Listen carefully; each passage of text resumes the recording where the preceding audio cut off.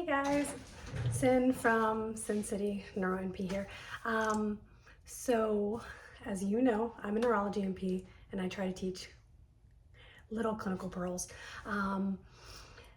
So if you're interested in that, you can subscribe. If not, it doesn't matter. I'll still make it. Anyways. So I wanted to go back to something really simple, and that is part of the neuro exam. And this would be grading strength. So what is that? So when we go in and we see somebody who's weak, how much weakness, how much strength do they have? And so this is something that you probably learned in nursing school, but or whatever school you went to, but this is specifically this is an objective finding. So it's not subjective. You're not just like, oh, you're not just like doing it on a scale of 0 to 5, how weak I think they are. So 0.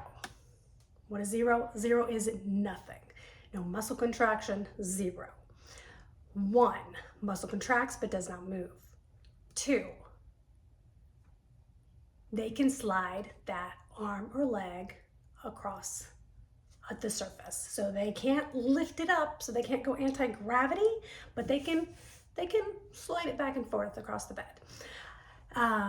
3, they can lift it up, but they can't do it for long, or it drops back down immediately.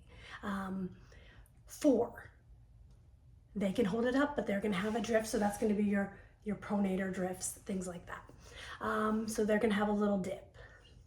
5, normal strength. They're strong, okay? So 5, normal strength. And I just want to throw this out there because it's not, and this is the first thing that I teach people when I'm training them in neurology. So we get a new hire, first thing I'm going to teach you is 0 to 5, this is how you do strength. Because sometimes I will read somebody out, because I whenever we get a consult, I'm open it up, I look at their physical exam. Because I want to know, does their physical exam look like my physical exam? So what I do is I go in there and I will check their strength. And sometimes I'll see things like, oh, normal strength. And I get it, because it's my job to figure out if they're weaker. So sometimes our exams are not going to match. But that way you can take away from this that to have a consistent exam, let's go with our objective 0 to 5. Now 3 or so, even 4, you can do a plus or minus. So you can do a plus or minus, and that is a little more subjective. So that's where you're going to be like, hey, maybe it's a 3, but a little weaker than a 3, or maybe a little stronger than a 3.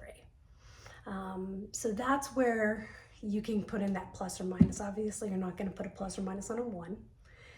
1 is 1, muscle contraction, that's it. 0, 0, and 5 is normal, so you're not going to plus or minus that either. So you can only plus or minus that 4 or 3, okay? And that is it for today. And so quick and easy, and so just use that when you are doing your exams.